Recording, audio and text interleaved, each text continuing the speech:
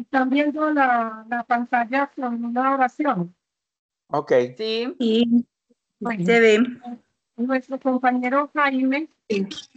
después de saludarlos pues a todos ustedes, el compañero Jaime Manuel Vallenilla de Venezuela, nos comparte esta hermosa oración y nos pide pues por favor que la hagamos orándole a Dios Señor, despacio y pensando en estas palabras tan bonitas que nos dice ahí para que Él sea el que nos guíe estos encuentros espiritualizados, especialmente hoy, está viendo pues como ese mapa atrás de Colombia, está también reflejado con nuestra provincia Colombia, Venezuela. Entonces, hagámoslo despacio, yo voy guiándola y la hacemos despacio, sin necesidad de prender los micrófonos para que logremos a Dios nuestro Señor y la Santísima Trinidad para que nos guíe y nos siga ayudando en este proceso crítico que está llevando la provincia de Colombia, Venezuela, con el ANFES, Animación Bíblica de la Pastoral. Comenzamos entonces. Amado Dios, nos reunimos hoy en tu nombre, conscientes de tu presencia. Te pedimos que ilumines nuestro entendimiento y nos guíes a través de tu palabra. Abre nuestros corazones para recibir la verdad y que podamos aplicar tus enseñanzas a nuestra vida diaria. Que tu Espíritu Santo nos llene de sabiduría y nos una como hermanos en la fe. En el nombre de Jesús. Amén.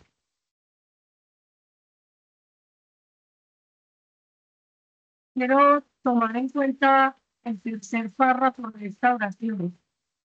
Abre nuestros corazones para recibir la verdad y que podamos aplicar tus enseñanzas a nuestra vida diaria. La voy a dejar ahí puestecita para que mientras el Padre se conecta, compartamos el párrafo o lo que nos quiso decir la oración.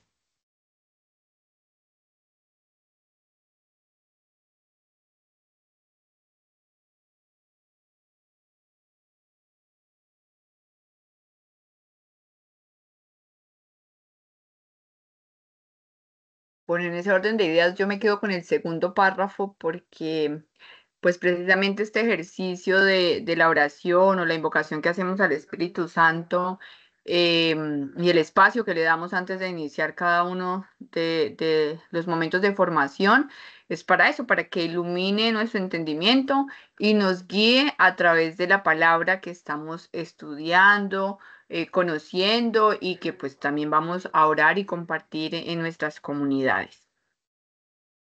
Gracias, hermano.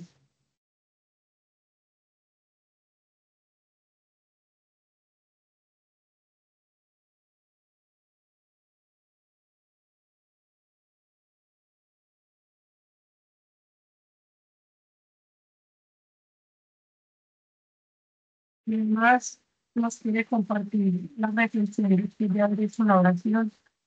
Oye, Anita, a mí me gusta mucho, pues la oración está bonita toda, en cualquier párrafo que uno escoja le puede tocar la vida a uno. Me gusta mucho esta que, amado Dios, pero lo más importante es tener conciencia de su presencia. Uh-huh. Cuando los hombres y mujeres juntos lleguemos a tener conciencia de la presencia de Dios en nuestra vida, será más llevadera, creo que habrá más justicia y será una nueva sociedad. Cuando tengamos conciencia de su presencia, cada hombre y cada mujer. Porque a veces hablamos mucho de Dios, decimos mucho de Dios, pero vuelve la pregunta, ¿tenemos conciencia de su presencia?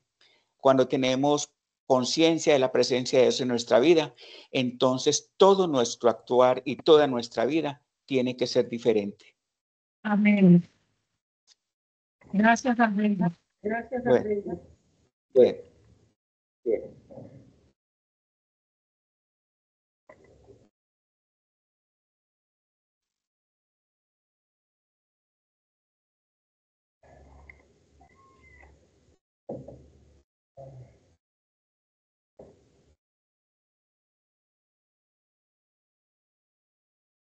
Recuerden que estamos en el momento de la oración.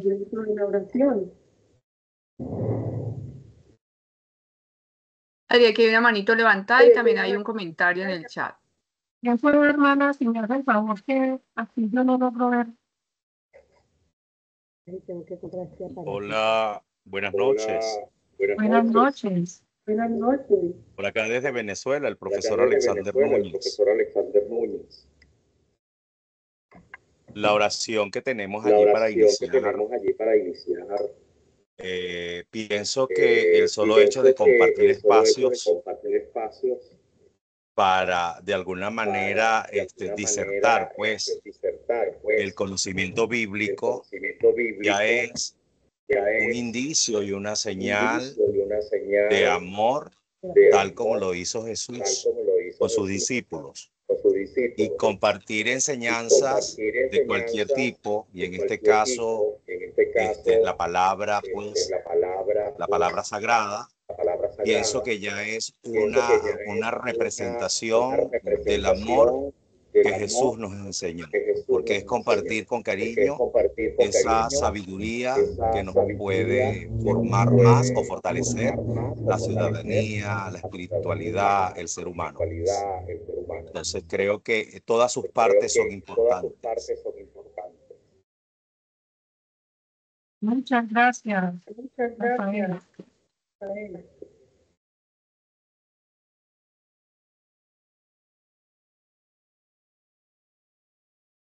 Bueno, María, María, mm, espérame porque acá no alcanzo a ver el porque resto acá no del alcanzo a nombre, ver el pero bueno, resto del María, usted que tiene la nombre, mano pero bueno, levantada y luego María, usted tiene la Norberto mano también levantada y aquí luego para su Norberto también participación. aquí para su participación.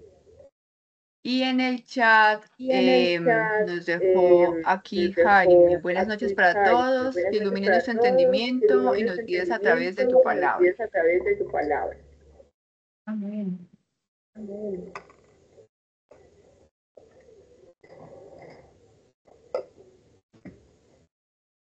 Buenas noches. Buenas noches. Buenas noches. Buenas noches. La oración muy hermosa, La pero oración muy hermosa, toda, pero toda, me quedo con el me cuarto, quedo con el resalto cuarto, que tu Espíritu Santo nos que tu llene de Espíritu Santo nos sabiduría llene y de nos una sabiduría, como hermanos en la una fe y como en el nombre de hermanos en la Jesús. fe, en el nombre de Jesús.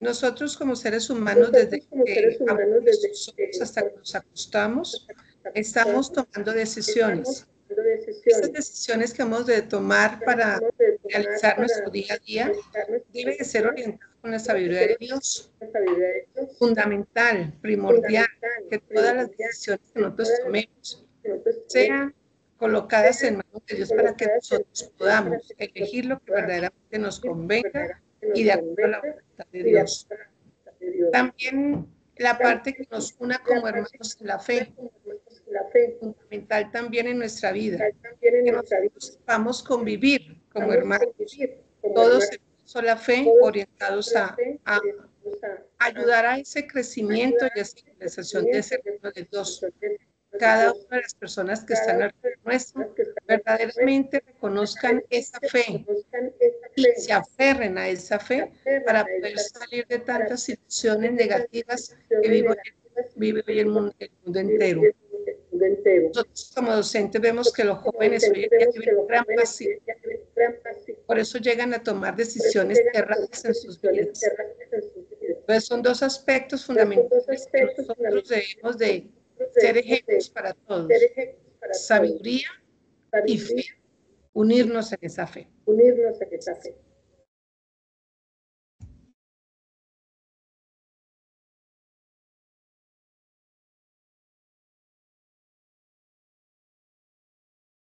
Sí, tiene razón Jaime y todos los demás.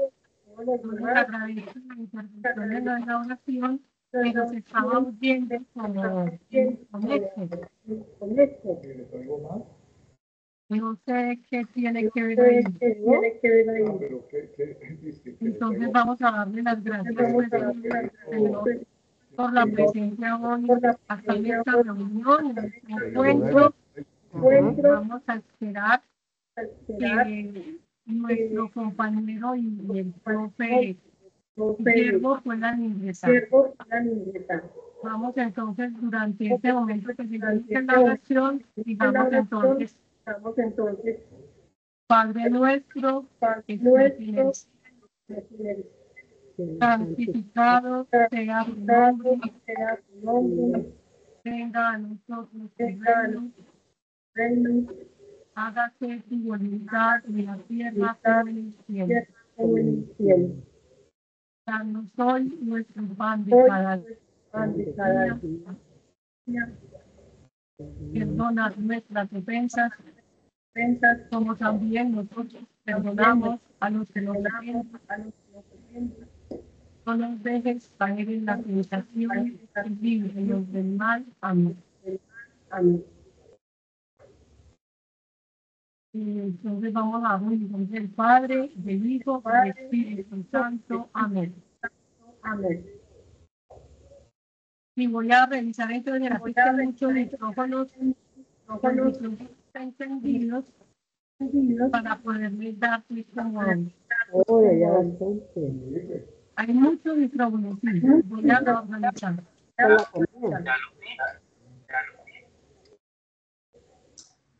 Listo, ya lo vi. Listo, ya. Eso, perfecto. Yo voy a cerrar entonces la sesión remota. Muy bien. Muchas Ya el Padre Guillermo ya lo estamos viendo. Bienvenido.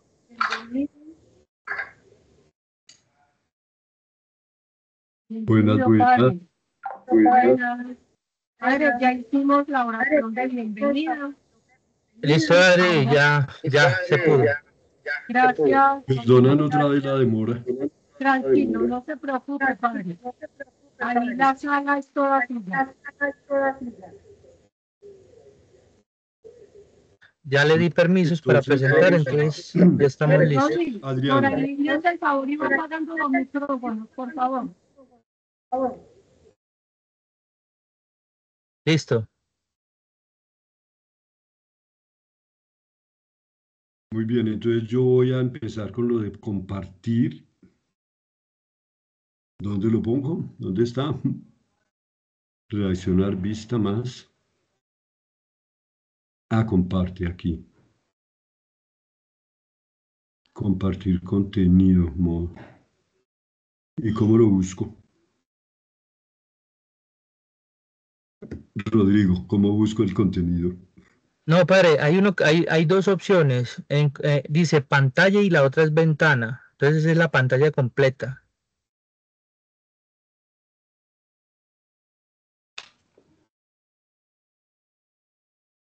Pero ¿cómo hago para buscar mi archivo de PowerPoint, mis diapositivas?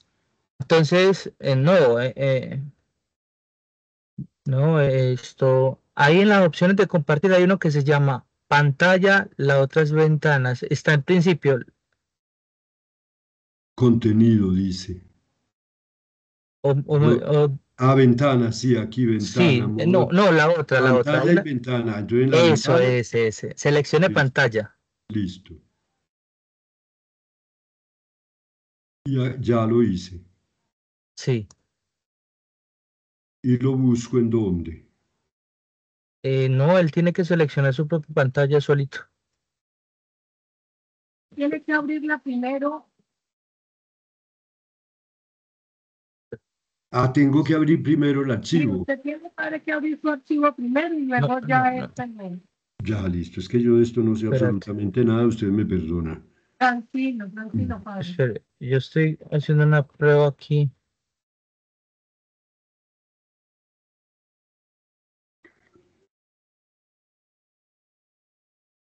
¿Sí lo encontró? Sí, es este. Es este, mire, aquí está. Entonces ahora ya está aquí abierto.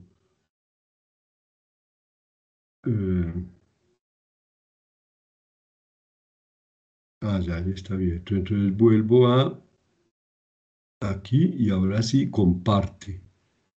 Y comparte esta ventana. Y pongo aquí esto. ¿Sí se vio? Hola, ¿No? hola, pero no, padre, es pantalla, la pantalla, porque cuando usted la amplía no le va a tomar el cambio. Usted tiene la opción de pantalla y ventanas. Es la pantalla. Ventana. No, la otra. Pero ahora no la encuentro. Voy a volver a... Momento. Pantalla y ventana. ¿Cuál abro? Ese, pantalla. Seleccione la pantalla, le da doble clic. Pantalla, ya, sí. Muy bien. Eso, perfecto. Y ahora sí.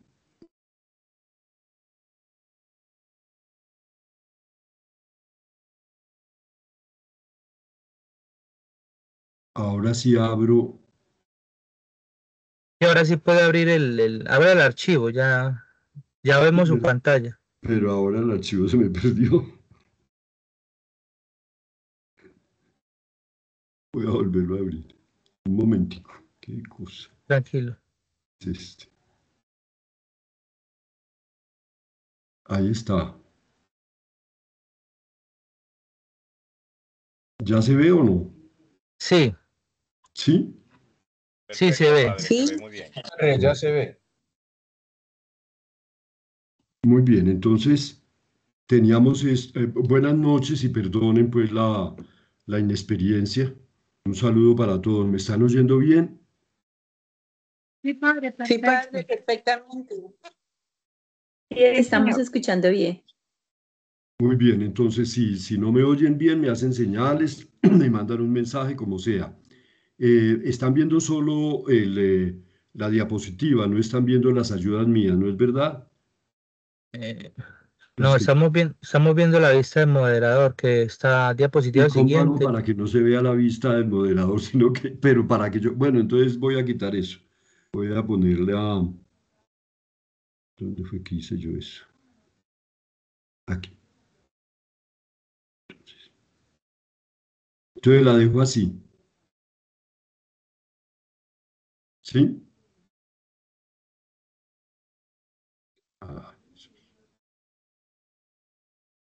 ¿Sí se ve o no? ¿O salí? Sí, padre, se ve bien. ¿Cómo? Sí, se ve bien. Ahí este primer diapositiva. Bueno, entonces esta fue la primera diapositiva, las vamos a pasar rápido, las de la vez pasada, para hacer un breve repaso. No me alargaré la Biblia católica porque nuestros hermanos separados tienen su propia Biblia en la que faltan unos pocos libros en el Antiguo Testamento. Los ortodoxos también tienen algunos libros de más en el Nuevo.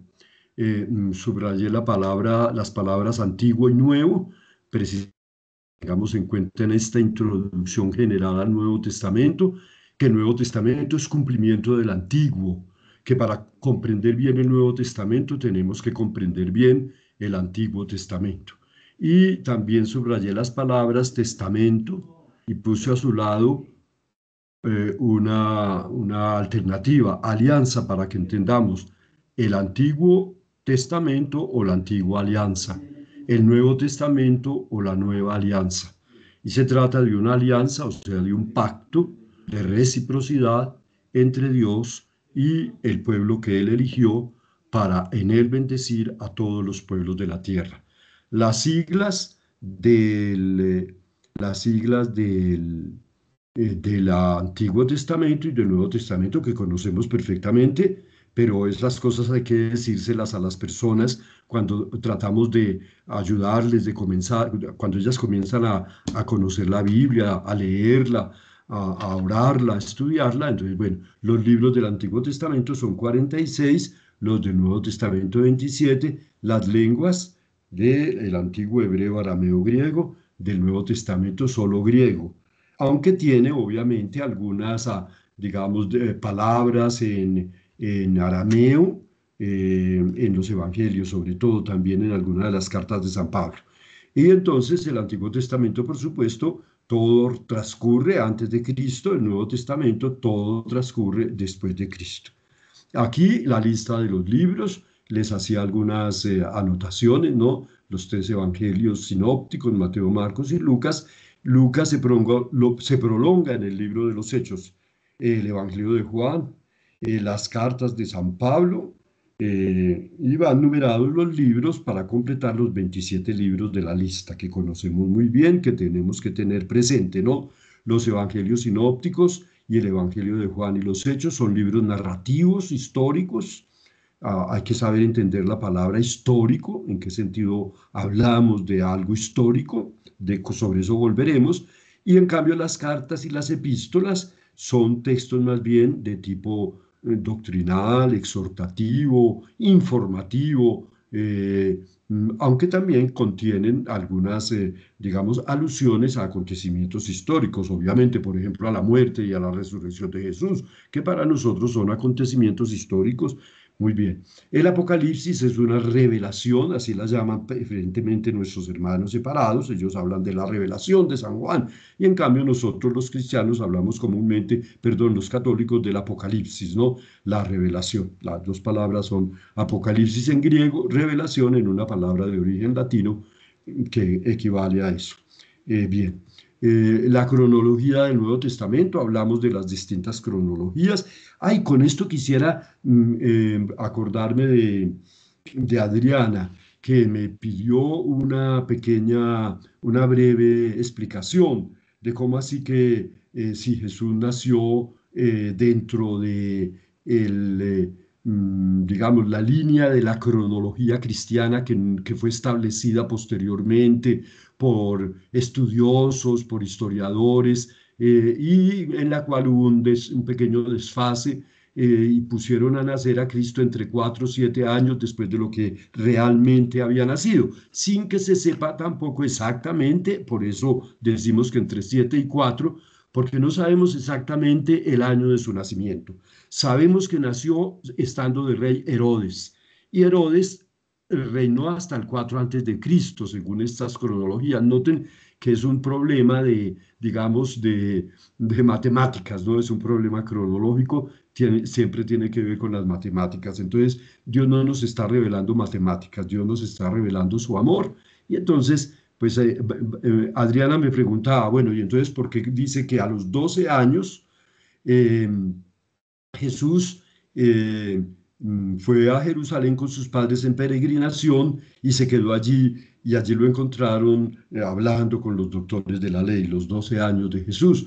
Pues serían 12, sí, entonces sería, si nació en el 7, serían el año 5 después de Cristo. Habría que datar ese acontecimiento o ese episodio, digamos más bien episodio, porque ahí lo que el evangelista, que es solo San Lucas el que nos relata este episodio, lo que quiere decir es que Jesús ha llegado ya a la mayoría de edad. Los varones judíos llegaban a la mayoría de edad cuando cumplían 12 años. Y esa mayoría consistía en que ya eran responsables de la ley, ya podían ser imputados de haber infringido la ley, entonces estaban obligados a cumplirla. Todavía los varones judíos, cuando cumplen 12 años, celebran una fiesta que se llama Bar Mitzvah, o sea, hijo del mandamiento, y es como una especie de confirmación, digámoslo así. Si el bautismo para ellos es su circuncisión, entonces su confirmación es este Bar Mitzvah a los 12 años, cuando solemnemente los llevan a la sinagoga sus padres, leen el texto sagrado ante la comunidad y sobre ellos se recitan oraciones. Entonces, más que un punto cronológico exactamente, lo que tenemos es un episodio que quiere resaltar el crecimiento humano de Jesús, como nos lo presenta San Lucas. Pero bueno, no me extiendo más sobre las cronologías. Y entonces este gráfico, que es muy sencillo, tenemos que entender que Jesús, nuestro Señor, el Mesías, Cristo en griego, ¿no? Mesías en hebreo, Cristo en griego, Hijo de Dios y nuestro Salvador. Nosotros contamos el tiempo hacemos cronología de los acontecimientos históricos antes de Cristo, y entonces contamos de para atrás, siglo I, siglo II, siglo III antes de Cristo, siglo IV, siglo V, siglo VI, etc. Y en cambio, para el Nuevo Testamento contamos de para adelante, siglo I, siglo XXI, año 2025. Estamos acá, año 2025. Habría que hacer un gráfico mejor, pero bueno, contentémonos con este.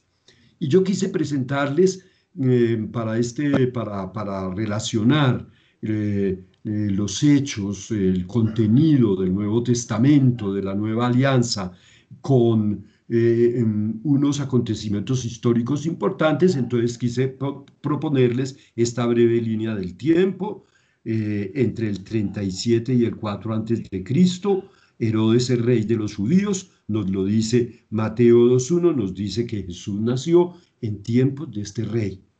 Y seguramente ese rey murió poco después del nacimiento de Jesús. Que entre el año 29 antes de Cristo, o que desde el año 29 antes de Cristo, Octavio, un sobrino del gran Julio César, fue proclamado emperador del Imperio Romano. Que desde el 27 fue proclamado Augusto, o sea, sagrado, y que gobernó hasta el año 14 después de Cristo. Miren, fue un larguísimo reinado, fue una edad de oro para el Imperio Romano. Entonces murió Augusto en el año 14 después de Cristo. Y el emperador Tiberio le sucedió un hijo adoptivo suyo, que reinó, que fue emperador hasta el 37 después de Cristo. Y Lucas nos dice que en el año 15 del imperio de Tiberio César, el emperador, vino la palabra de Dios. Así nos quiere el evangelista San Lucas relacionar el texto del Nuevo Testamento con acontecimientos históricos reales.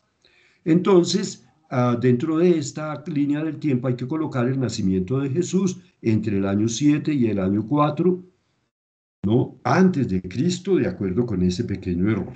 No nos problematicemos con eso, que eso no afecta a nuestra fe, ni por eso va a dejar Dios de amarnos menos, porque no entendamos muy bien eso de la cronología.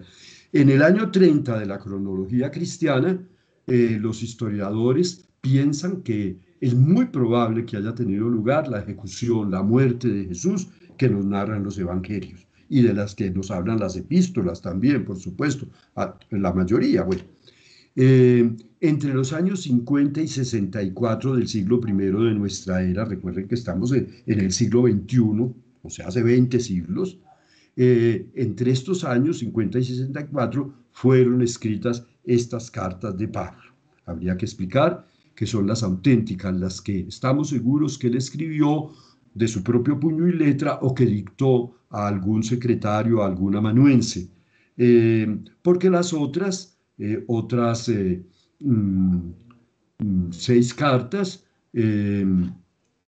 fueron escritas por discípulos suyos. Entre los años 66 y 70 después de Cristo tuvo lugar la revolución, la revuelta judía contra Roma, que concluyó con la destrucción de Jerusalén y del templo en el año 70.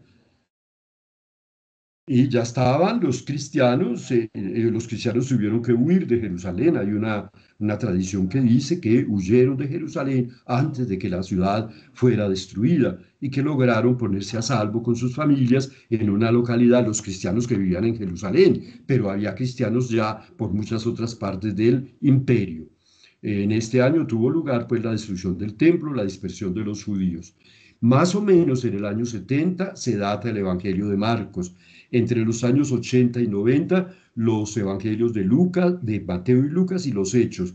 Alrededor del 90, Juan, y hasta el 95, el Apocalipsis. Para que tengamos una idea, sobre esto volveremos. Y entonces, para el mundo del Nuevo Testamento, ¿qué mundo se refleja en el Nuevo Testamento? ¿Qué época del mundo se refleja en el Nuevo Testamento? Eso ya nos pone en guardia. Estas cosas son muy antiguas, estas cosas son cosas de historiadores, estas cosas hay que entenderlas despacio, por así decirlo, pero hay que entenderlas para poder sacarle todo su jugo, todo su fruto al Nuevo Testamento en nuestro tiempo. Entonces tenemos que traer a nuestro tiempo el mensaje que contiene el Nuevo Testamento para ese tiempo en que él fue escrito, en que esos textos del Nuevo Testamento fueron escritos. Por eso entonces vamos a un mapa y entonces tenemos lo que está en amarillo, el Imperio Romano. Aquí está Roma, ¿no? En el centro de la península itálica. Está en la Grecia que recorrió San Pablo. Otros apóstoles fueron a otros lugares, a Mesopotamia, por allá Armenia, más allá hacia el sur, hacia Egipto, hacia Cirenaica. Muy bien, también como veremos hoy más extensamente y más adelante, los judíos estaban previamente dispersos por el imperio.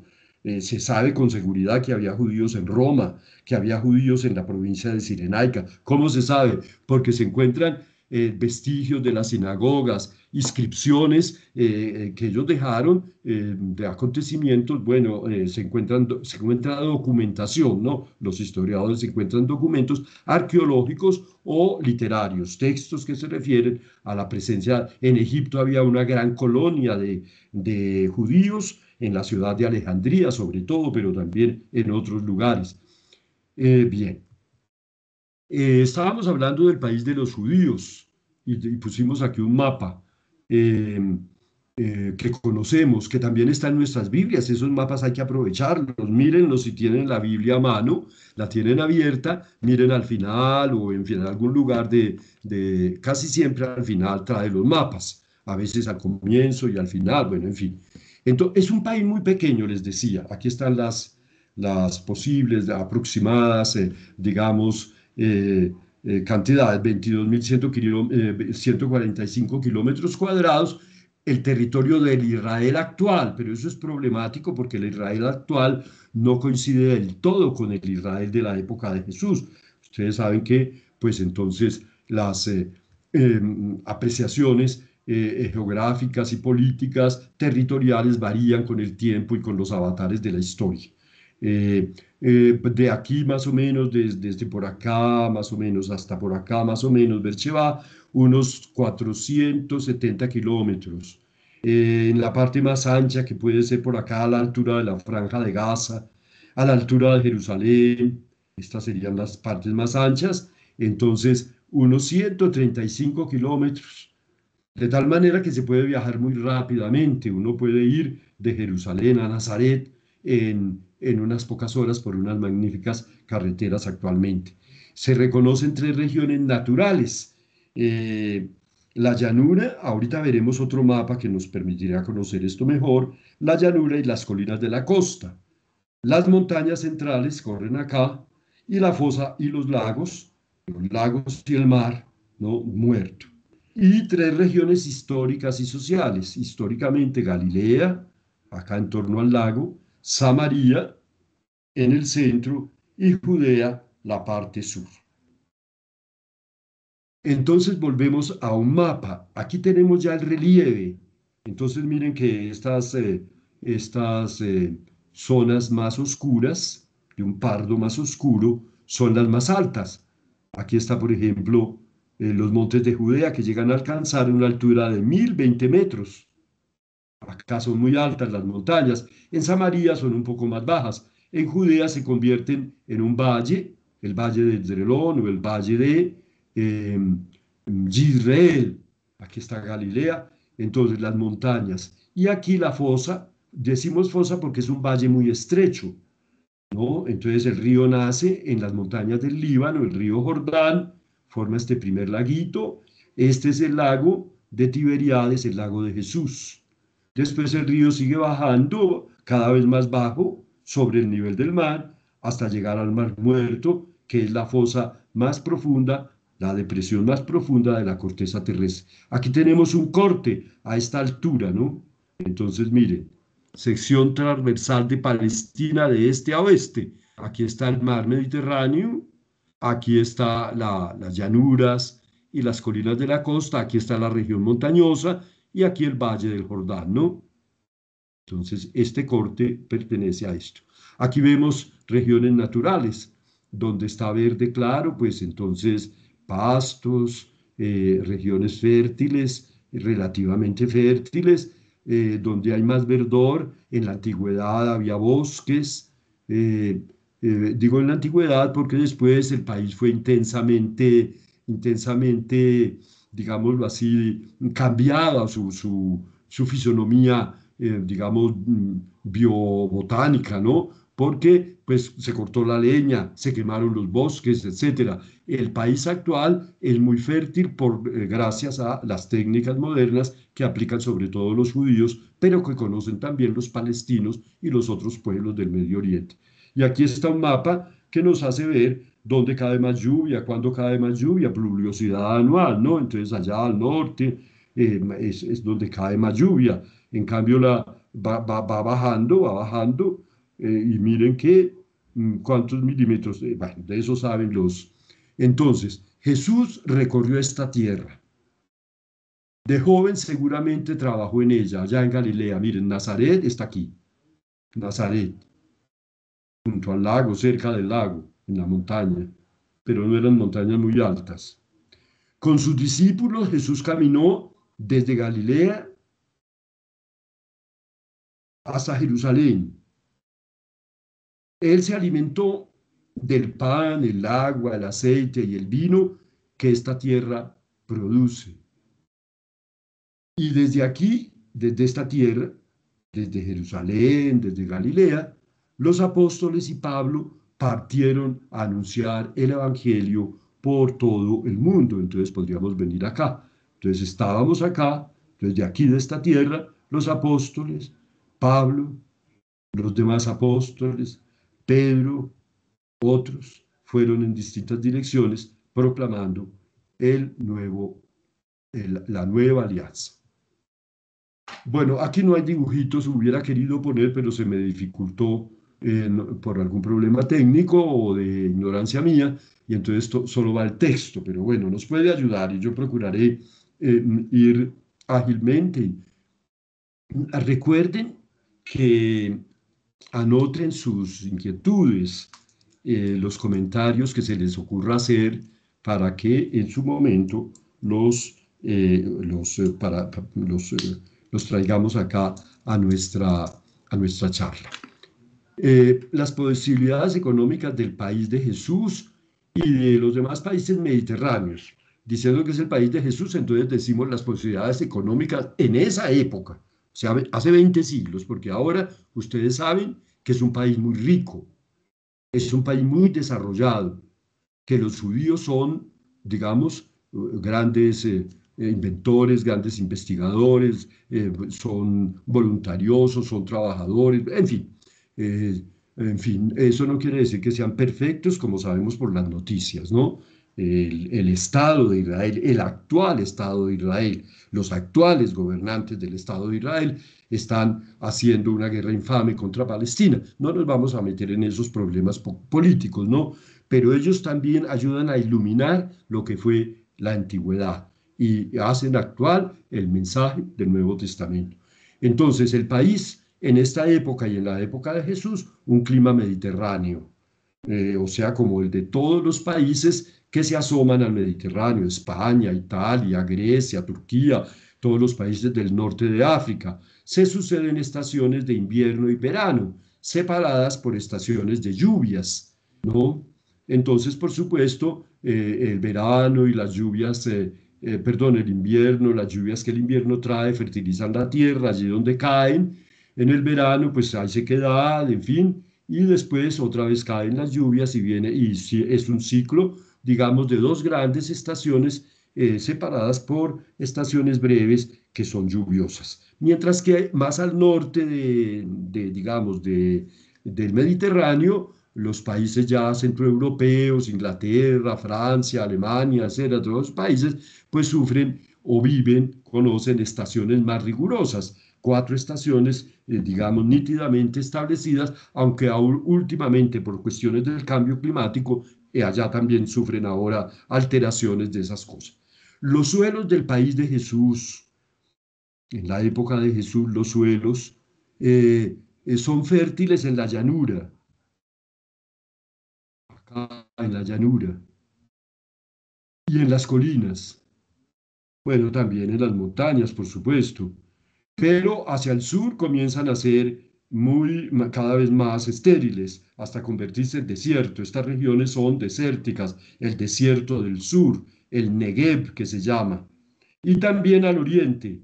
Hasta aquí llegan las lluvias y más hacia el oriente, entonces comienza el desierto de Siria o el desierto siro-arábico. Aquí en el valle hay pequeñas secciones, digamos, que son fértiles, porque el agua del río y algunos torrentes que llevan agua, sobre todo en la estación de las lluvias, las hacen fértiles, ¿no? Aquí, por ejemplo, está Jericó, que es una ciudad, una especie de oasis en el desierto, cerca de Jerusalén, que cambia radicalmente el clima, porque entre la ciudad de Jerusalén y Jericó hay como 600 metros de diferencia sobre el nivel del mar. Bien, entonces eso sobre el clima. En Galilea también, las tierras de Galilea son en torno al lago, y algunos oasis del desierto, pues son aquí en Galilea. Entonces, en torno al lago, algunos oasis en el desierto también, bueno, son fértiles. Cultivos agrícolas principales. Y entonces, miren, ustedes dirán, pero ¿esto qué tendrá que ver con el Nuevo Testamento? En el Nuevo Testamento se mencionan el olivo, la vid, el trigo. No se mencionará la cebada, pero pues se cultivaba, las palmas datileras. Ellos plantaban leguminosas, pues especies de frijoles, de lentejas, de garbanzos, esas cosas, legumbres.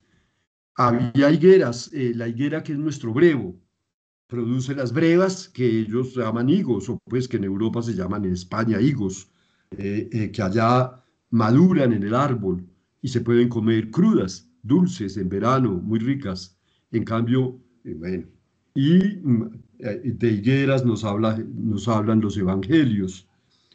También se producían cosas preciosas para la perfumería, ciertas plantas odoríficas, ciertos ámbares, con los que se hacían perfumes y otros cosméticos para comercios de lujo. Se criaban ovejas. Claro, uno abre los evangelios y aparecen las ovejas, ¿no? O abre la Biblia, digo yo, cabras. Había poco ganado vacuno porque pues era costoso criarlo y no había muchos pastizales. En Galilea y hacia el noreste, ya tirando para el Líbano, en algunas zonas de, digamos, que habían sido irrigadas y abonadas, se podían criar vacas, pero siempre en poca cantidad, ¿no?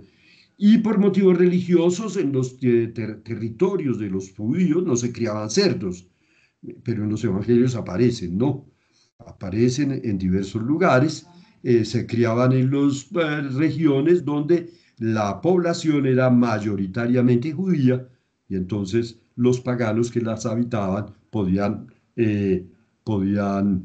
criar cerdos por acá, ¿no? En Gadara, al otro lado del Jordán, porque por acá la población era mayoritariamente pagana.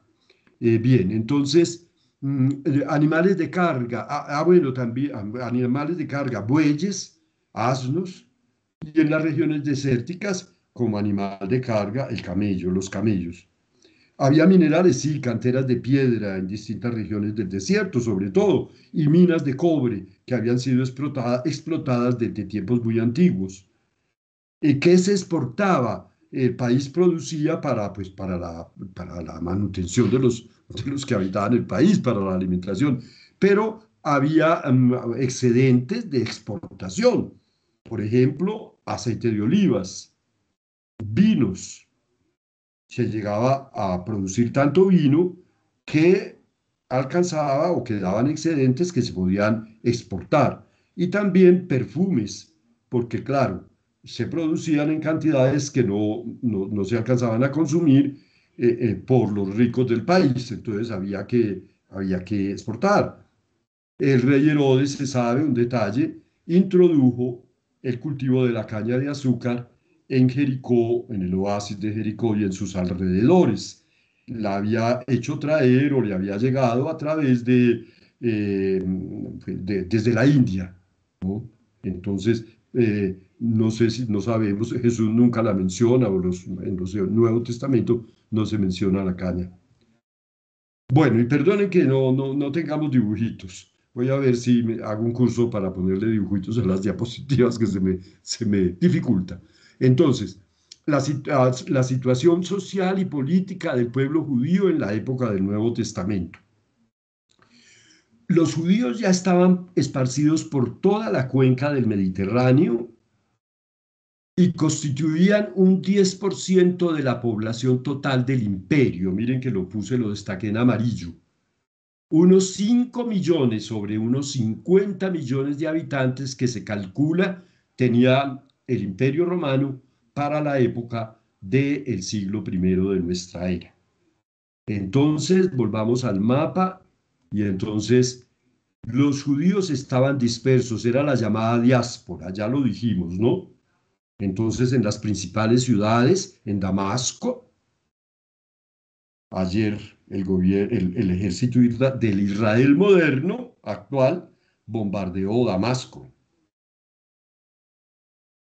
En Damasco había judíos. En las distintas ciudades de Asia había judíos. San Pablo los encontraba en la sinagoga, recuerden. En Grecia, en Macedonia, en fin. En Filipos no había judíos, pero había mujeres temerosas de Dios, o sea, que conocían el judaísmo y que iban a orar al único Dios cerca de un riachuelo. Recuerdan el pasaje en San Pablo, ¿no? En Atenas, San Pablo encontró judíos. En Italia había judíos, la diáspora. Tenían sus sinagogas. Se les eximía del servicio militar, no se les obligaba a entrar al ejército, porque se dudaba de su lealtad por un lado, y por el otro era un complique con sus normas religiosas y alimenticias tan rigurosas. En algunos lugares eran apreciados, respetados, llegaron a ser ricos en algunos lugares, benefactores, etcétera, ¿no? El judaísmo era, en esa época, como lo sigue siendo ahora, una religión muy respetable.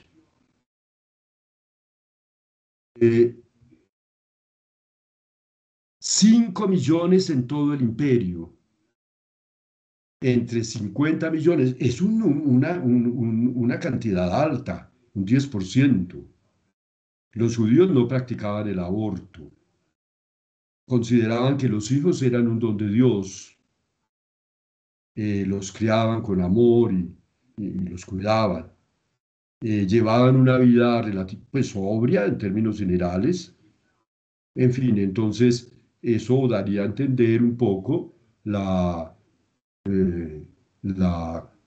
posibilidad de que fueran estas cantidades. En la propia Judea, en Samaria y Galilea, habitaban alrededor de 1 millón de judíos en la época de Jesús.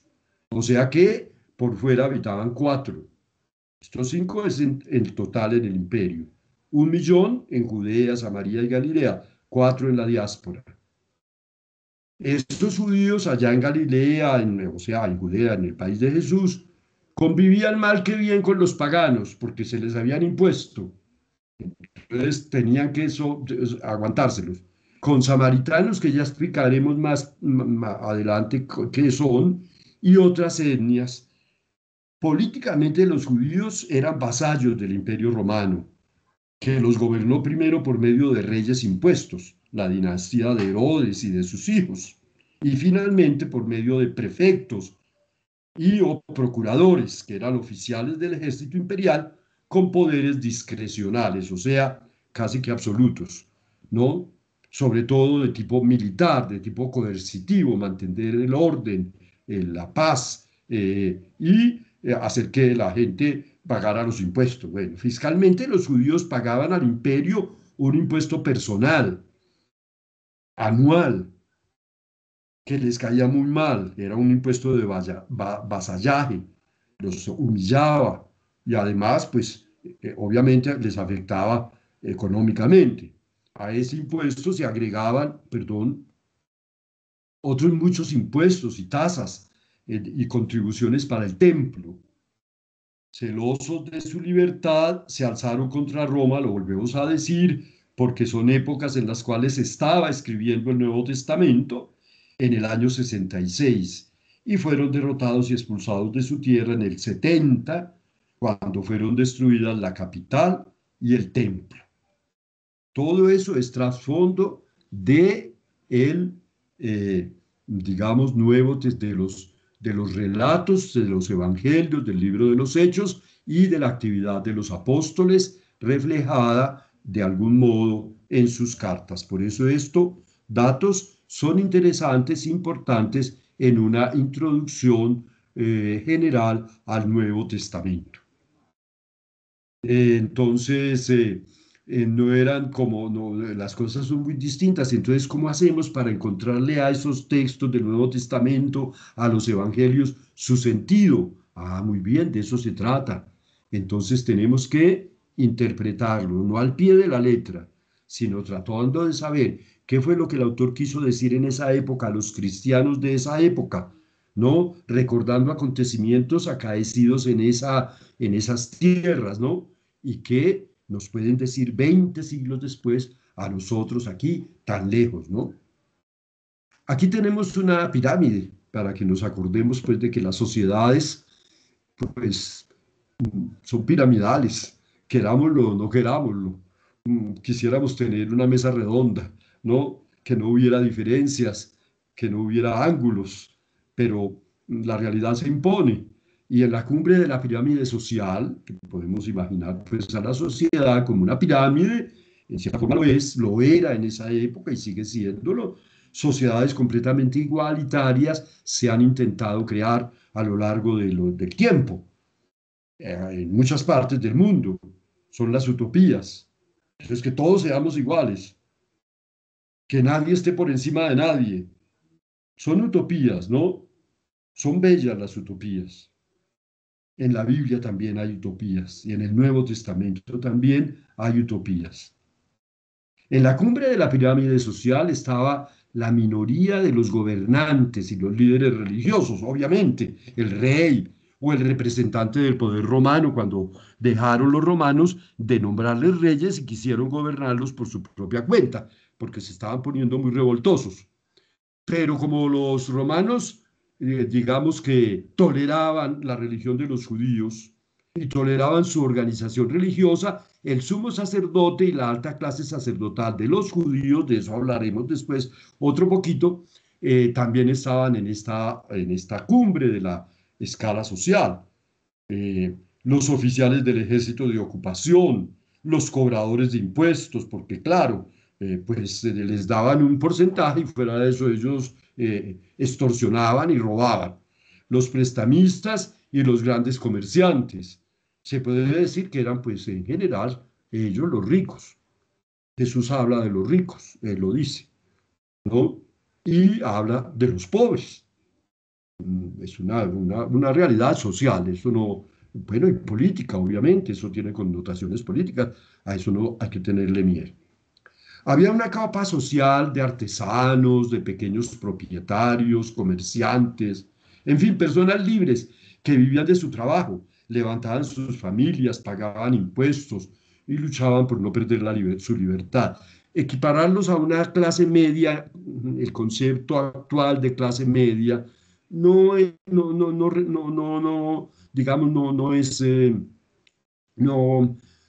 funciona. No es propiamente una clase media, era así, pero era gente que todavía era, sí, por ejemplo, un hombre y su familia, porque ejercía un oficio, era un herrero, o era un carpintero, o era un alfarero, hacía los utensilios de barro, etcétera. Pequeños propietarios que tenían una parcela, una casa, comerciantes, en fin, personas libres que vivían de su trabajo, levantaban su familia, pagaban los impuestos y luchaban por no perder su libertad. En la base de la pirámide, por acá abajo, estaban los que trabajaban por un salario, los asalariados, pues los jornaleros, por un día que salió el dueño, ¿no? Y encontró a unos que no tenían, ¿qué hacen ahí parados sin trabajar? No, nadie nos ha contratado. Vayan a mis campos a trabajar. Noten que esto es el trasfondo de las parábolas. Contienen un mensaje que hay que saber entender en su contexto social. De esto se daba, también de esto se da a su manera ahora, a parceros, criados y esclavos apreciados. Y todavía más abajo, los enfermos, pobres, pues claro, si uno se enfermaba y era rico, tenía médicos, ¿sí? O si uno tenía algún ahorrito, pero los enfermos más pobres, los leprosos, los discapacitados, los ciegos, los sordos, los cojos, los, las viudas y los huérfanos abandonados, porque no todas las viudas eran abandonadas. Sus hijos veían por ellas, sus hijas, bueno, en fin, pero había muchas que eran abandonadas y sus hijos pequeños también. Entonces, muy bien. Entonces, vamos a detenernos acá y vamos a descansar, ¿no? Adriana, ¿me están siguiendo? Sí, sí, padre, claro que sí. Muy Sí, padre, atentos estamos estamos. siguiéndole. Muy bien. Entonces, si quieren, hacemos ahora el descanso. Sí, padre, como usted quiere.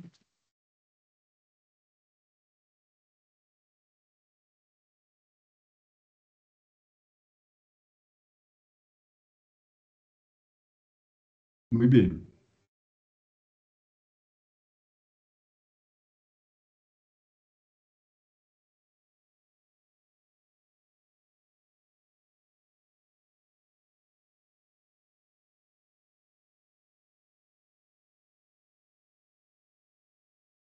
Hay una mano levantada.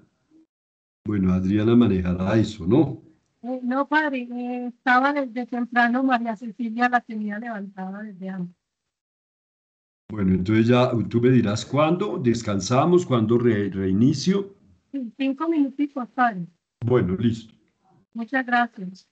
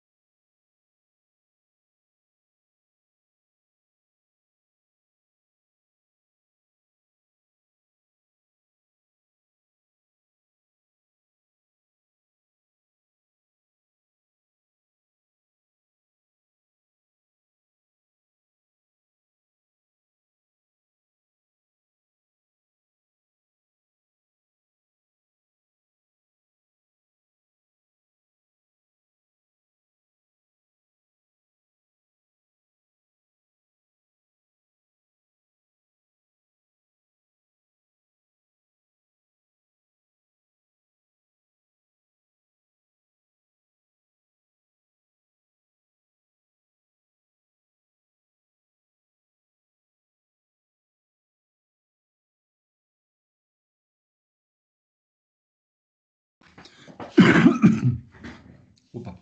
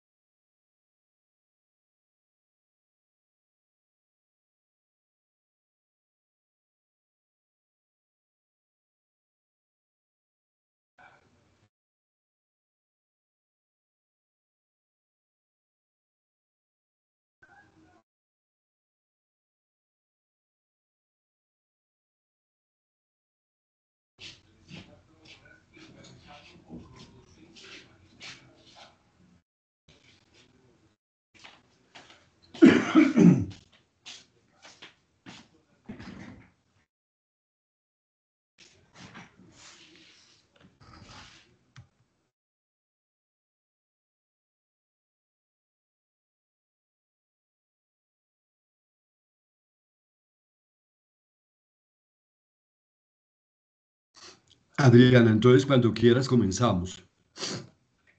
Padre, bien puedan.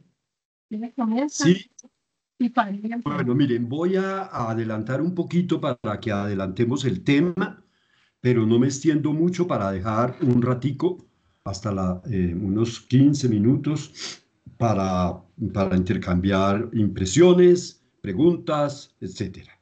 Entonces vuelvo a subir mis diapositivas, me dicen si las ven. Sí, padre. Ahí está Muy bien, bien, entonces, ahí. como ven, esto es, digamos, para hacernos una idea de en qué mundo vivió Jesús, cuál fue, cómo era su tierra, cómo era su, bueno, en fin, se dan cuenta de la importancia porque entonces se nos va haciendo un poco más vívido lo que nos relatan los evangelios, lo que nos dicen, nos han dicho, nos han transmitido los apóstoles, ¿no? Y vamos a, eso tiene, perdón. Ay.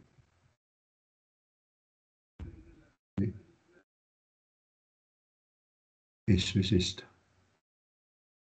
Entonces, otros grupos sociales. Entonces, esa estratificación de grupos sociales, los más ricos, los artesanos, pues, los pequeños propietarios, después la gente ya más pobre que vivía de su trabajo, de un diario, en fin, y finalmente los más pobres de los pobres. Bueno, entonces, además de eso, podemos caracterizar otros grupos sociales.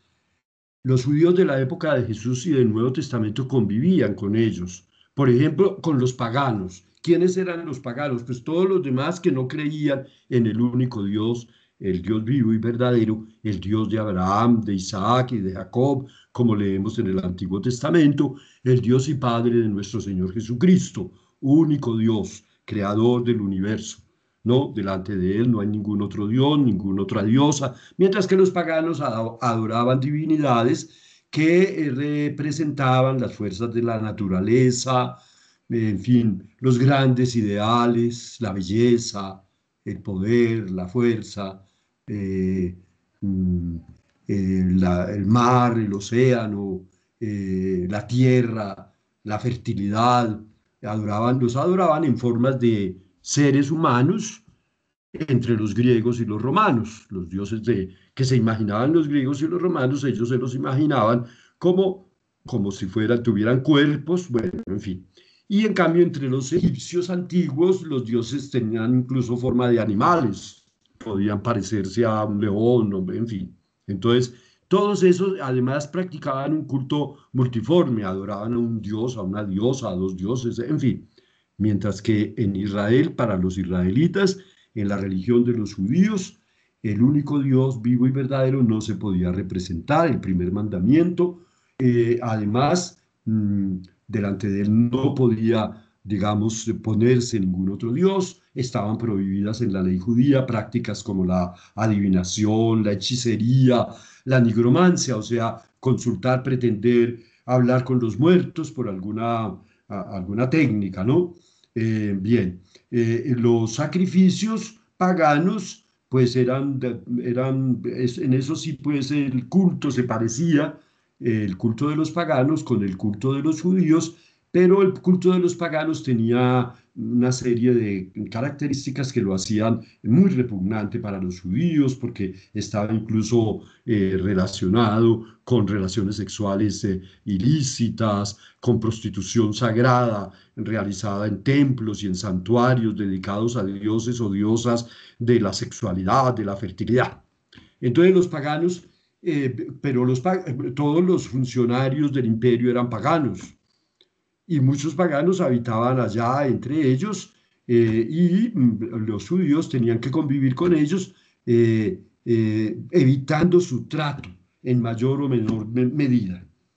¿No? Había quienes podían evitarlo completamente. Allí, por ejemplo, en pequeñas aldeas campesinas, pero por ejemplo en Jerusalén era muy difícil. En Jerusalén había paganos. En las grandes ciudades, por ejemplo, en Cesarea Marítima, una ciudad que construyó Herodes el Grande, un magnífico puerto, allá fue llevado Pablo prisionero, no la menciona el libro de los Hechos, pues allá también había muchos paganos. En fin, entonces, allí donde había más paganos, pues los judíos vivían un poco más aislados. Donde había menos, pues vivían un poco más a sus anchas. También había extranjeros, militares, funcionarios imperiales, comerciantes y viajeros paganos. Los samaritanos, ¿quiénes eran ellos? Pues eran los descendientes de las tribus del norte, que se habían asimilado con los paganos, adoraban al único Dios, leían como texto sagrado la Torá o el Pentateuco, solo la Torá, no aceptaban los demás escritos, los profetas y los demás escritos no los aceptaban, solo la Torá, o sea, nuestro Pentateuco. Rendían culto no en Jerusalén, sino en el monte Garizim, cerca de una ciudad que actualmente se llama Nablus o Naplusa. Los judíos religiosos los consideraban herejes, como decir nosotros bueno, no hablemos de como nos considerábamos antes los cristianos, que nos señalábamos los unos a los otros como herejes. Ya no lo hacemos, por lo menos nosotros los católicos estamos muy advertidos de que los debemos considerar como nuestros hermanos, porque más es lo que nos une con ellos que lo que nos separa de ellos. De estos samaritanos, imagínense, sobreviven grupos que se remiten a esos samaritanos del tiempo de Jesús. Son muy poquitos. Podría uno decir que están en vías de extinción. Y por la importancia de la parábola, miren, aquí está Samaria. Aquí habitaban los samaritanos. Aquí está el monte Ebal y el monte Garizim, el monte donde adoran los samaritanos. Recuerden la parábola. Bajaba un hombre de Jerusalén a Jericó. Era un caminito así, muy abrupto, porque esto es una gran caída hasta el valle del Jordán. Y cayó en manos de los ladrones. Y ya sabemos el resto de la historia. Era un hereje. El sacerdote y el levita pasaron de largo y miraron para otro lado, no se querían contaminar. Pero pasó un samaritano que estaba de viaje y él fue el que se apiadó del que cayó en manos de los ladrones. Entonces todavía hay unos grupitos, algunos han emigrado, no sabemos cómo conservarán pues su tradición, su fe, pero todavía un pequeño grupo habita allá en Israel, en el actual Israel. Bien, y los publicanos, con esto termino, eran judíos que recaudaban, eso sí lo sabemos todo, ¿no? Que recaudaban para el rey o los romanos los impuestos de vasallaje. Se les despreciaba y odiaba por su oficio y se los consideraba los peores pecadores. Entonces ahí tenemos el caso de Mateo, el publicano, a quien la tradición le atribuye el primero de los evangelios que aparece en nuestras Biblias. Entonces, yo voy a bajar esto y vamos a dejar estos últimos minutos para sus inquietudes, sus preguntas, sus comentarios.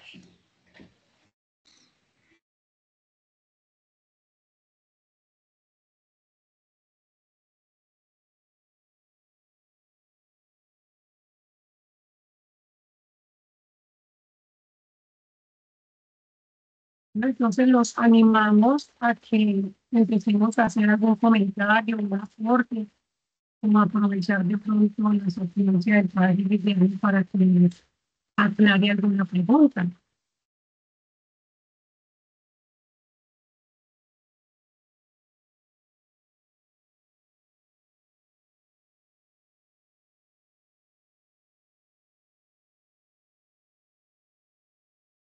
Les decía que no olvidaran que prenden el micrófono cuando empiecen a hablar y lo apagan al terminar. A mí también se me olvida. Quiere padre donde se dejar de compartir para que los que ven la pantalla yo pueda ver las manitas levantadas, si es el favor, padre.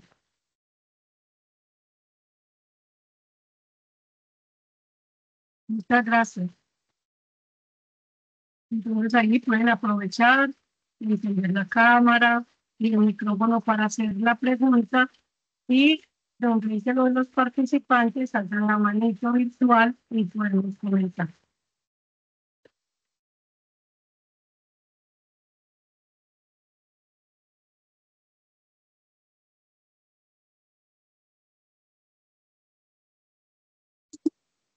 Maribel Arboleda nos quería hablar. ¿Quién fue Maribel? Gracias, muy buenas noches. Padre Guillermo, muchísimas gracias por este abordaje, por la forma tan práctica y con el lenguaje que se entiende, un lenguaje muy dinámico. No se preocupe si todas las diapositivas no tienen gráficas, porque lo importante es lo que usted está explicando. Entonces, muchas gracias por este abordaje tan preciso y tan exacto, por este recorrido que cada vez nos amplía más el conocimiento del proceso que estamos haciendo. Muchísimas gracias, Padre. Feliz y bendecida noche. Gracias, Maribel.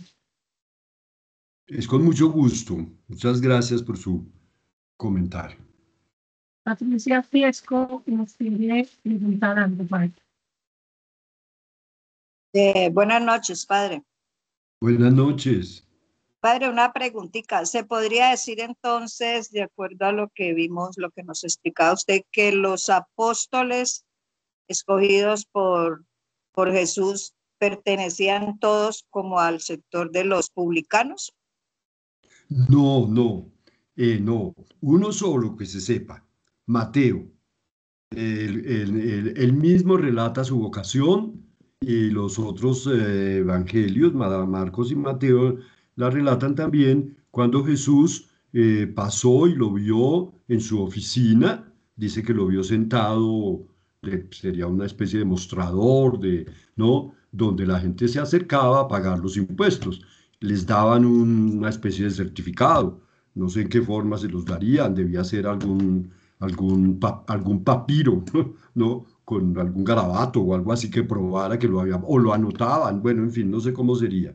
Y Jesús pasó y lo vio y lo llamó, ven y sígueme, así lo relata, sin mayores discursos. Y dice que él inmediatamente se dejó su puesto y lo invitó, salió con él y lo invitó ahí mismo a su casa y celebró un banquete al que asistieron sus amigos que eran también publicanos y pecadores. Y vino la reacción de la gente, ¿cómo así? Este come con publicanos y con pecadores, o sea, ¿cómo así? Entonces Jesús dice que no he venido a llamar a los justos, sino a los pecadores, que no necesitan médico, los sanos, sino los enfermos, ¿no? Y nos deja para siempre una lección de respeto a los demás y de misericordia de Jesús, manifestando la infinita misericordia de Dios que nos ama a todos.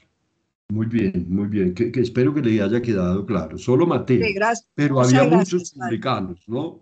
Es posible que después otros publicanos también se convirtieran, como Mateo. Bien. Gracias.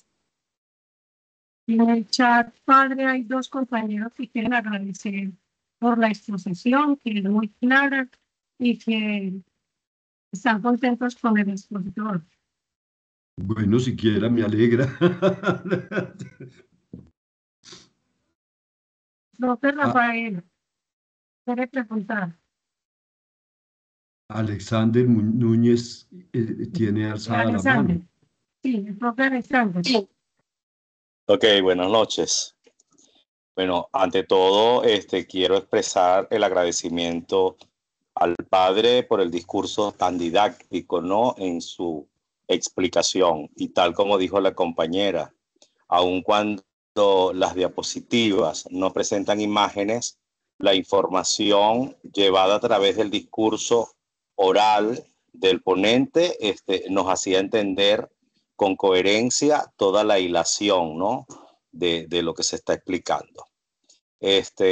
La pregunta va hacia, consideramos entonces en todo el discurso que aun cuando los que selecciona Jesús como apóstoles, independientemente que sean publicanos pocos, y otros de pronto no necesariamente voy a escoger al médico, sino al enfermo, o tiene allí la indiferencia de la condición que tuviera, podemos entonces allí resaltar el valor de la equidad y de la igualdad, un poco para ver la diferencia entre un término y otro.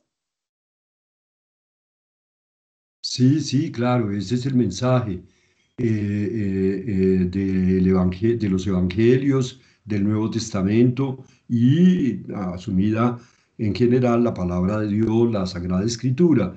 El mensaje es ese, precisamente, que Dios no rechaza a nadie, que Dios es un Dios de misericordia y de perdón, y que Jesús vino a manifestarlo, y que hay una, incluso hay lo que llamamos los cristianos, una preferencia.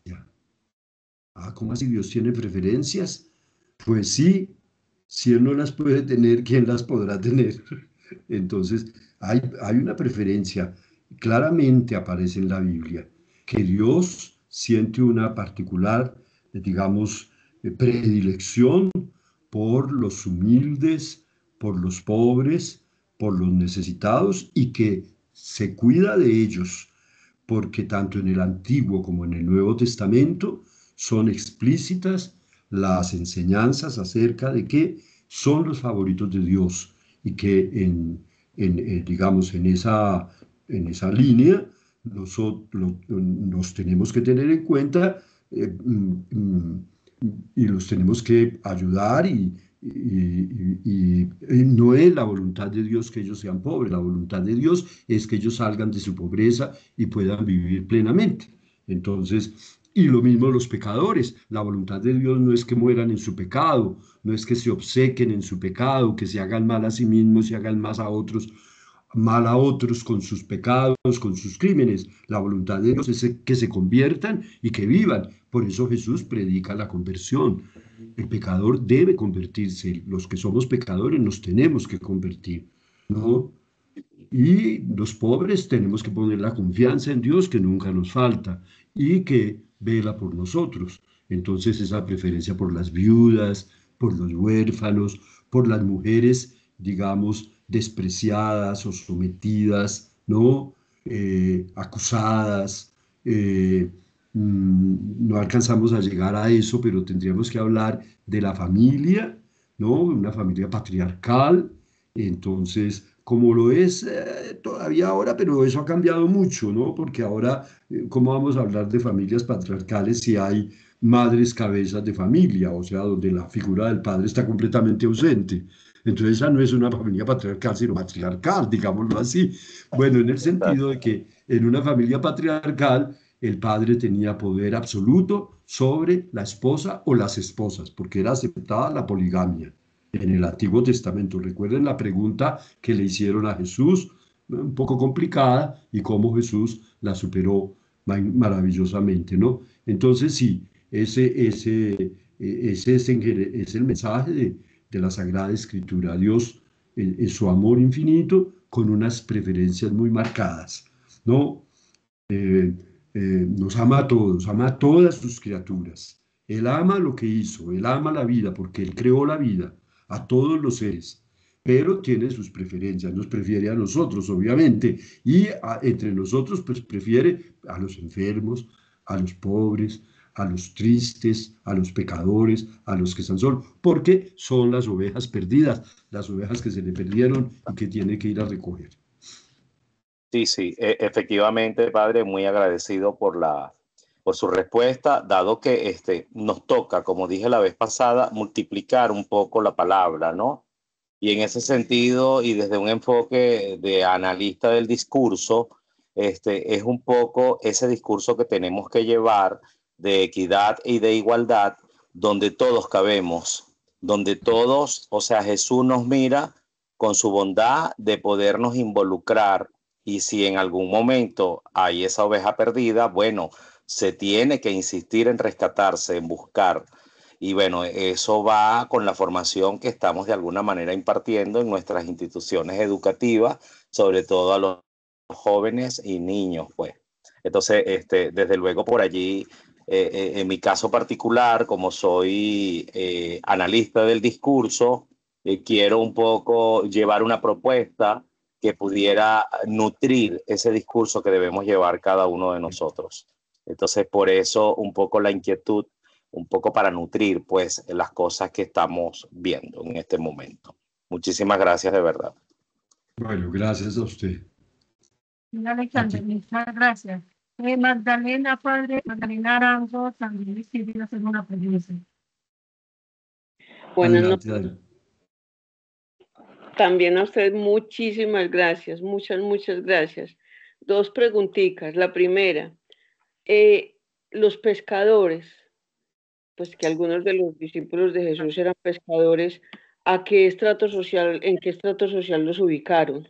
Bueno, entonces la primera, guárdeme la segunda que ahorita se la respondo. Muy buena y muy bonita su pregunta. Sí, a uno se le pasan las cosas, ¿no? Preparando y claro, era uno de los oficios. El lago era y sigue siendo rico en pesca, ¿no?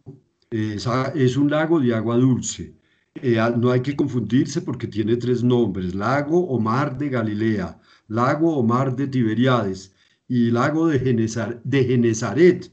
Es el mismo lago, con tres nombres, como suele suceder, pues, todavía sucede eso, que ciertos lugares tienen distintos nombres, las personas los llaman de distintas maneras. Entonces es el mismo, es un lago de agua dulce. Se le dice mar en algunos pasajes, no en todos, digamos, por exageración, porque es un lago grande, eso sí.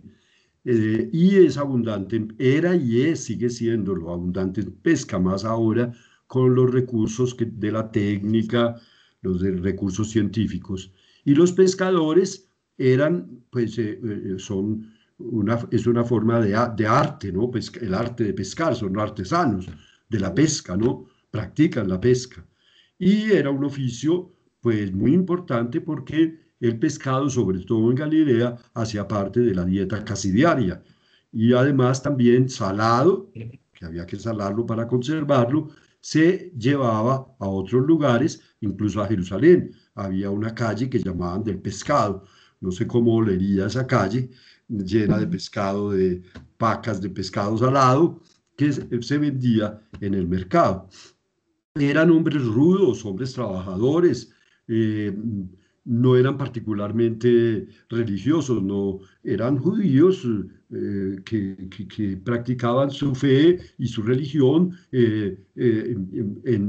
digamos, de una manera muy sencilla. Iban a la sinagoga, guardaban ciertas normas, ciertas prescripciones. Entre ellos debía haber también pecadores, obviamente. Unos serían muy buenos y otros serían pecadores. Uno no sabe, pues, en fin, entonces, pero es muy interesante. Y Jesús escogió a estos hombres, no escogió levitas. Cuando hablemos de los sacerdotes vamos a hablar de los levitas, porque los levitas eran, digámoslo así, como estudiosos, como hombres de iglesia, eran hombres religiosos, cumplidores de la ley, que la explicaban, la daban a conocer.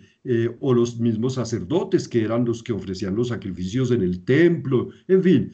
Pero Jesús no escogió a unos pescadores, a un publicano, escogió a uno que no sabemos muy bien qué hacía. Parece que había uno que era medio revolucionario, Simón el Celotes, o el Celoso, y hablaremos de ellos, de los celotes, de un partido revolucionario de la época de Jesús. Y Bueno, entonces eso nos permitirá ampliar un poco la panorámica que tenemos sobre la imagen de Jesús que nos dan los evangelios, profundizando en esos aspectos, ¿no? Entonces, muy buena su pregunta. Y sabemos que de entre esos pescadores, Jesús escogió a aquel sobre el cual él quería afianzar, como sobre una roca, su iglesia, según nuestra fe católica, que es Pedro, ¿no? Muy bien. Y la segunda que tenía, la segunda pregunta. Padre, en algunos textos hablan de los herodianos. ¿Esos herodianos son los mismos publicanos? No, muy buena tu pregunta también. Perdón un segundo. Los herodianos eran como su nombre lo dice, partidarios de Herodes. Ese nombre nos es muy conocido. ¿Quién era Herodes? El rey de los judíos impuesto por los romanos cuando lo ocuparon el país y después de muchas peloteras, de muchas guerras, terminaron decidiendo que este pueblo tan belicoso, que este pueblo tan extraño, que este pueblo que no quería sometérseles y que no quería adorar sus dioses y que tenía un dios extraño que no se podía representar, entonces fuera gobernado por interpuesta persona, digámoslo así. Y entonces esa interpuesta persona fue un líder, un jeque, un hombre de fortuna, de guerra, de Idumea, era incluso un extranjero, no era plenamente judío, y era Herodes precisamente. Herodes gobernó largamente, ¿no? Desde el 40 hasta el 4 antes de Cristo, un largo periodo reinado de 36 años, con mano de hierro. Él tenía que recoger los impuestos para Roma, y bien que lo hizo, fue un gran gobernante. Entonces tenía partidarios. Cuando él murió, lo sucedieron sus hijos, pero no tuvieron reinados largos, ni tuvieron, ni se les recuerda, si no fuera por su padre, no se les recordaría, ¿no? Entonces, esos partidarios de Herodes y de su familia son esos llamados herodianos. Listo, padre, muchísimas gracias, muchas gracias. Usted también, Magdalena. ¿Y más? ¿Tiene algún comentario, aporte? Pregunta para el padre para ir ya cerrando la sesión Muy de bien, hoy. sí, porque ya nos pasamos. Sí. Claro, con mi tardanza por la cuestión técnica, Claro, pero ahí voy aprendiendo. No se preocupe, padre. Pues, padre, creo que ya no tenemos más comentarios por la noche de hoy. Solo nos queda agradecimientos, muchos agradecimientos con ustedes, su presencia.